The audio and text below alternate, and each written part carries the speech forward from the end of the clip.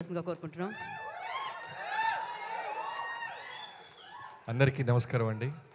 వచ్చిన మీడియా మిత్రులందరికీ. జనరల్గా ఒక సినిమా రిలీజ్ అయిన తర్వాత ఎవరైనా పిలిస్తే వేణు పిలవంగానే వెంటనే రావాలనిపించింది. వచ్చి మనం ఏం మాట్లాడతామంటే సినిమా చూడండి, అలా ఉంది ఇలా ఉంది రెవెన్యూ అని. కానీ వీళ్ళ కన్నీళ్ళు, వీళ్ళ ఆనందం, వీళ్ళ ఎమోషన్ అది సరిపోద్ది సమాధానం. అంటే నేను తీసిన సినిమాకి ఎమోషన్ అవటం ఓకే, బట్ ఎక్కడో ఉన్న మట్టిలో మాణిక్యం అంటున్న మనోడు బోసు ఇంత మంచి సినిమా తీస్తే ప్రతి ఒక్కళ్ళు ఎమోషన్ ఫీల్ అవుతున్నారు. చాలా రేర్గా కుదురుద్ది ఇది. అంటే అసిస్టెంట్ డైరెక్టర్ల దగ్గర నుంచి లిరిక్ రైటర్లు, యాక్టర్సు, ప్రొడ్యూసర్సు, డిస్ట్రిబ్యూట్ చేసిన వాళ్ళు అందరూ ఎమోషన్ అవుతున్నారు. చాలా రేర్ మూమెంట్. చాలా చాలా ఫ్యూ ఫిల్మ్స్కి ఇలాంటి వైబ్రేషన్స్ కుదురుతాయి. బోసు బోసు అనగానే నోసు పగిలిపోద్ది అంటాడు ముఠా మేస్త్రిలో. ముఠా మేస్త్రిలో చిరంజీవి గారి పేరు బోసు. అలా మనోడు బాక్సులు బద్దలు కొడుతున్నాడు, నోసులు కాదు. నువ్వు అమీర్పేటలో నిక్కరనగానే నిజంగా నీ కాన్ఫిడెన్స్కి నాకు యాజ్ ఎ డైరెక్టర్గా వణుకు పుట్టింది తమ్ముడు. నేను అందుకే సినిమా సక్సెస్ అవ్వగానే నేను ఫస్ట్ వేణుకి నీకు కాల్ చేశా. నువ్వు సూటు కాదు, లుంగి కట్టుకో, ఏమైనా కట్టుకో. నీలో ఎంత హానెస్టీ ఉందంటే నిజంగా ఒక ఆర్ నారాయణ మూర్తి గారిని చూసినప్పుడు ఒక ఒరిజినాలిటీ ఉంటుంది చూసారా, అలా అంత హానెస్ట్గా ఉన్నాడు మనోడు. అంటే ఎక్కడ ఫేక్ లేదు, ఎక్కడ పిఆర్ స్కిల్స్ లేవు. ఎవరు మాట్లాడుతున్నా సరే విజిల్స్ వేసేస్తున్నాడు. ఢిల్లీ హీరో మాట్లాడుతున్నా విజిల్ వేస్తున్నాడు, చైతన్య గారు మాట్లాడుతున్నా విజిల్స్ వేస్తున్నాడు. తను డైరెక్టర్ అనే విషయాన్ని మర్చిపోయి అంత ఎంజాయ్ చేస్తున్నాడు. నీకు సక్సెస్ ఎందుకు రాదు తమ్ముడు? బోసు బాక్సులు బద్దలు కొడతానే ఉండు. We love you so much. Venu, thanks for calling మీ. ఇక్కడికి రాగానే జనరల్గా నేను ఒక అరగంట ఉంటుంది అని చెప్పారు వేణు. నాకు వేణు చాలా ఇష్టం, అన్న అన్న అంటుంటాడు. సో రాగానే ఫస్ట్ నా రాంబాయికి మెసేజ్ చేశాను. మా ఇంట్లో ఫంక్షన్ ఉంది, రాంబాయి నేను రాలేను, చాలా ఎమోషనల్గా జరుగుతుంది, నన్ను క్షమించు. ఈ ఫ్యామిలీ ఫంక్షన్ ఇది ఇంకో ఫ్యామిలీ ఫంక్షన్లో నేను ఫ్యామిలీ పార్ట్ అయిపోయానని చెప్పాను. రిప్లై రాలేదు. రాంబాయ్ అర్థం చేసుకో. సో వేణు, జనరల్గా నేను గుంటూరులో ఉన్నప్పుడు సినిమాలు చూసి డైరెక్టర్ అవ్వాలని వచ్చి డైరెక్టర్ అయ్యాను, సినిమాలు చేస్తున్నాను. బట్ ఈ సినిమా ఈవెంట్కి వచ్చాను. ఈ సినిమా గురించి ఉన్న నేను ప్రొడ్యూసర్ అవ్వాలని అంత ధైర్యాన్ని ఇచ్చావు తమ్ముడు నువ్వు. ఫస్ట్ టైం అంటే వేణు, ఈటీవీ విన్ వీళ్ళందరూ కలిసి ఇంత మంచి రాజు వెట్స్ రాంబాయి అనే సినిమా రావటం అంటే మౌత్ పబ్లిసిటీతో స్టార్స్ అక్కర్లేదు, కంటెంట్ ఎమోషన్ ఉంటే చాలు, విజృంభిస్తే రెవెన్యూ అని ప్రూవ్ చేశారు చూసారా. So first of all thank you Venu for giving బోసు and ETV Win. Nithin brother, చాలా రోజుల నుంచి చూస్తున్నాను మిమ్మల్ని. మీరు ఎక్కడ స్టేజ్ ఎక్కినా సరే సక్సెస్ మీట్లోనే కనిపిస్తున్నారు. సో నీలో ఇందాక స్పీచ్లో మంచి రైటర్ కూడా ఉన్నారు తమ్ముడు. సో మీలాంటి వాళ్ళని గుర్తించిన బాపినాయుడు గారికి, రామోజీ లాంటి ఫిల్మ్స్ సంస్థకి చాలా థ్యాంక్స్. అండ్ సాయి నీ పార్ట్నర్, మీ అందరికీ. అండ్ మ్యూజిక్ డైరెక్టర్, ఇందాక అక్కడి నుంచి మొదలైంది నాకు ఎమోషన్, కన్నీళ్ళు. మనోడు నిజంగా వాళ్ళ అమ్మ నాన్న ఫొటోస్ వేసినప్పుడు నేను కూర్చోండి వెంటనే నిలబడ్డాను.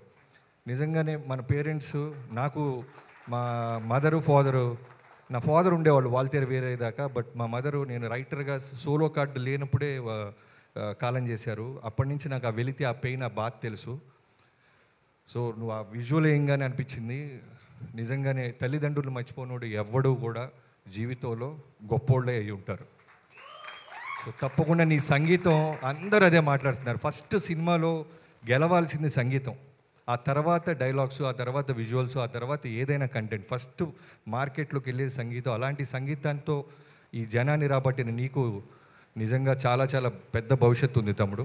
Keep all the best. And DOP అందరూ వెనకాల నిలబడుతున్నారు. ఇంత మంచి సక్సెస్ ఇచ్చి మీరు ముందుకెళ్ళి ఇంకా చాలామంది జనాల్లో కనబడాలి. Great job. And Vamsi Nandipati garu, మొన్నే నేను ఈ సినిమా రిజల్ట్ తెలియకుండా ఫోన్ చేశాను.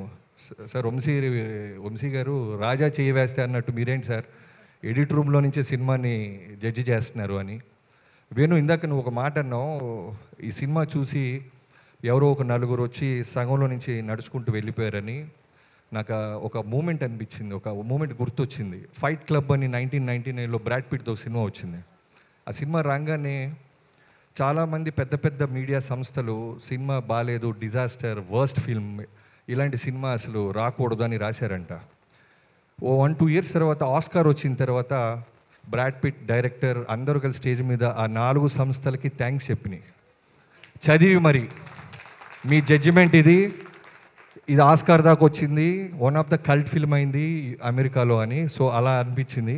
వాళ్ళ పేర్లు అయితే చెప్పొద్దు పాపం, లెట్ దెమ్ గో. బట్ మీ జడ్జిమెంటే ఆడియన్స్ జడ్జిమెంట్ అయింది. సో శివాజీ గారికి ఇందాక అదే చెప్తున్నాను, ఆ ఫాదర్ క్యారెక్టర్ చేసిన శివాజీ గారికి మన సముద్రంలో శ్రీహరి గారిని చంపేటప్పుడు ఒక క్లోజప్ ఉంటుంది. నేను డైరెక్టర్ అయిన తర్వాత చాలా కొన్ని సినిమాలు మళ్ళీ మనం చూస్తుంటాం. సో ఆ క్లోజప్లో ఒక సీనియర్ యాక్టర్ని శ్రీహరి గారిని చంపేస్తున్న ఒక కింద ఉన్న పోలీస్ ఆఫీసర్గా ఆయన భయాన్ని, క్షమించండి సార్ తప్పట్లేదు అనేదాన్ని, ఆ రెండు ఆయన చూపించిన క్లోజప్ నాకు ఎప్పటికీ బ్రెయిన్లో ఉండిపోయింది. ఇందాక ఆయన స్టేజ్ ఎక్కితే అదే కనిపించింది. అలానే అనిత గారు, మీ అందరూ ఎమోషనల్గా ఉన్నారు. అందుకే మా రాంబాయికి మెసేజ్ చేశా, అయితే ఇంట్లో తర్వాత లొల్లి అని. సో ఇంకెవరైనా మర్చిపోతే క్షమించండి. మిగతా ఆర్టిస్టులు అందరూ, తర్వాత మేజర్గా అఖిల్, మీ అమ్మా నాన్న కానిస్టేబుల్, ఇందాక కోనా గారు అన్నట్టు కానిస్టేబుల్ కొడుకు మెగాస్టార్ పవర్ స్టార్ అయినట్టు ఎవరి అబ్బా సొత్తు కాదు, టాలెంట్ ఉంటే సరిపోద్ది.